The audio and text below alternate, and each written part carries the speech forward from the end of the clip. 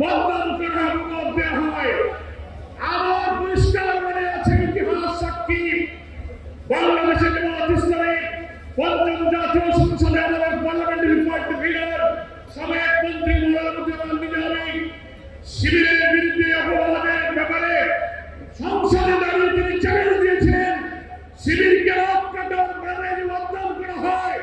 উনি পার্লামেন্টে দাঁড়িয়ে চ্যালেঞ্জ দিয়েছিলেন, শিবির রাত কেটেছে, একটা প্রমাণ যদি কেউ দেখাতে পারে, অনেক হত্যাকাণ্ডের পোস্টমর্টেম রিপোর্ট আছে, এখন আজও পর্যন্ত কোনো প্রমাণ দিতে পারেনি। উনি বলেছিলেন যদি কেউ প্রমাণ দিতে পারে যে শিবির রাত কেটেছে, যে কোনো পোস্টমর্টেম রিপোর্ট কোন সংঘর্ষ কখন হয়েছে আপনারা নিয়ে আসুন। প্রমাণ দিতে পারবেন না, প্রমাণ দিতে পারলে আমি রাজনীতি ছেড়ে দেবো। অনেক বছর হয়েছে, পঞ্চম পার্লামেন্ট 93-94 সাল, আজও পর্যন্ত এই মিথ্যাচারের বিরুদ্ধে নিজামীকে চ্যালেঞ্জ দিয়েছিল, সেই চ্যালেঞ্জকে গ্রহণ করতে পারেনি। মিথ্যা অপপ্রচার করে ইসলামী ছাত্র শিবিরের প্রতিরক্ষ মৃত্যুভয়হীন চেতনায় অভিযাত্রাকে কেউ রুখে দিতে পারবে না।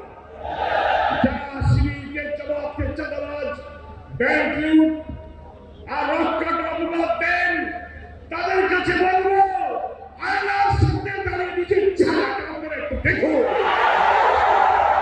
এই অপরাধের সাথে জামাত শিবিরের কোনো সম্পর্ক নেই।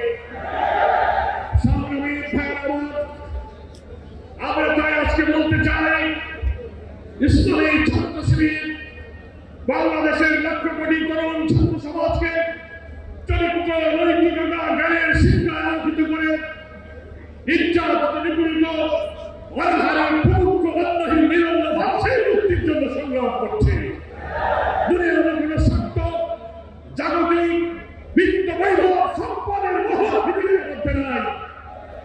আজকে রাজনৈতিক অসৎ উদ্দেশ্যে সকল কোটি কোটি মানুষ যখন জাতীয় ঐক্যের স্বপ্ন দেখছে, রাজনৈতিক অসৎ উদ্দেশ্যে কিছু ব্যক্তিরা, বিদেশি কোন চক্র, বাইরের রাষ্ট্রবিরোধী আধিপত্যবাদী চক্রান্তের শিকার হয়ে যারা ফ্যাসিবাদ বিরোধী রাজনৈতিক দলগুলোর মধ্যে ঐক্য এবং বিরোধী বীজ ছড়াতে চান, তাদের কাছে আমরা আজকে এই সম্মেলন থেকে আহ্বান জানাই, এই পথ অকল্যাণের পথ, ক্ষতির পথ, ভাঙনের পথ, বিরোধীর পথ, জাতীয় ঐক্যের আহ্বানে নতুন অন্তর্বর্তীকালীন সরকারের দায়িত্বে একটি নির্বাচিত সরকারের ব্যবস্থা হস্তান্তরের অভিযাত্রাকে যদি কোন চক্রকে থামিয়ে দিতে পারে, অন্তর্বর্তীকালীন সরকারকে যদি কেউ ব্যর্থ করে দিতে পারে, মনে রাখবেন জাতির জন্য একটি মহা দুর্যোগ অপেক্ষা করছে।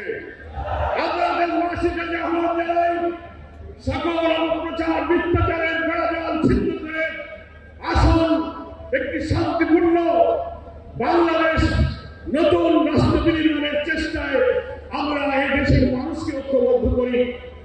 প্রায় 2000 ছাত্র জনতার রক্ত, 30-40 হাজার আহত ছাত্র জনতার যে আকুতি, তাদের চোখের পানি, তাদের রক্ত এখনো শুকায়নি। আমরা যদি জুলাইয়ের গণঅভ্যুত্থানের এই চিত্রকে ধারণ করে রাষ্ট্র গঠনে আর ব্যর্থ হয়ে যাই, এ জাতির মুক্তির আকাঙ্ক্ষা মৃত্যু ঘটবে। ইসলামী ছাত্র শিবির সেই বিপ্লবী কাফেলার নাম জুলাইয়ের ছাত্র গণঅভ্যুত্থানের ঐতিহাসিক সংগ্রামের গর্বিত অংশীদার হচ্ছে ইসলামী ছাত্র শিবির। আমরা তাই মনে করি ইসলামী ছাত্র শিবির সেই ঐতিহাসিক এই সম্মেলন থেকে আগামী দিনে অবিশ্ব লক্ষ্যে ধরে এগিয়ে যাবে। কোন প্রচার, কোন বাধা, কোন মিথ্যাচার, কোন ষড়যন্ত্রকে শিবির প্রশ্রয় দেবে না।